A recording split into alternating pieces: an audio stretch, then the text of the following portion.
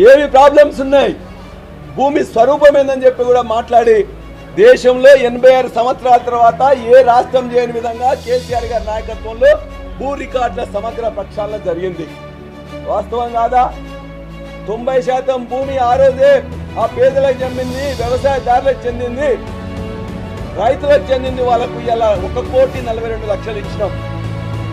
బాటువీలో 18 లక్షల ఎకరాలుంటే మరొక 10 లక్షల ఎకరాలు ఈ మధ్య కాలంలో చేస్తే 1,52,00,000 ఎకరాల భూమి ఇలా రైతుల పేరు మీద బ్రహ్మాండంగా ఇలా ధరణి రూపంలో వాళ్ళకు ఉన్నది.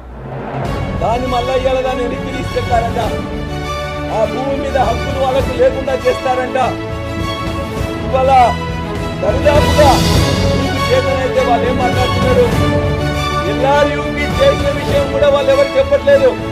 ఇదే నాయకులు ఇవాళ ఉన్నాయి. ఇక్కడ సీఎం ఆఫీసులో ఉన్న శేషాద్రి గారు కావచ్చు, ఇప్పుడున్న సిఎస్ గారు కావచ్చు, ఫైనాన్స్ సెక్రటరీ గారు కావచ్చు, ఇప్పుడు వీళ్ళు వేసిన కమిటీలో ఉన్న వాళ్ళందరూ కూడా 2020 ధరణి చట్టంలో భాగస్వాములు. వాళ్ళందరికీ కూడా తెలుసు.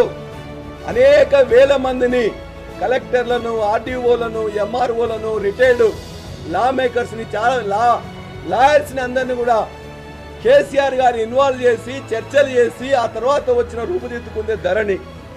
ఇది మిగతా రాష్ట్రాలందరికీ కూడా రోల్ మోడల్. ఇక్కడ ఉన్న వాళ్ళందరూ కూడా వాళ్ళు అర్థం చేసుకోలేదు కాబట్టి వాళ్ళు దాని గురించి నెగిటివ్గా మాట్లాడింది.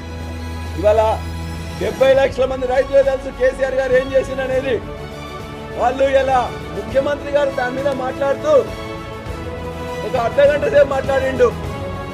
ఈ సాఫ్ట్వేర్ అంతా విదేశాలకు ఏదో ఇచ్చినాం కాబట్టి మా యొక్క 2,72,00,000 ఎకరాలు మొత్తం కూడా వాళ్ళకి ఇచ్చేసినామట.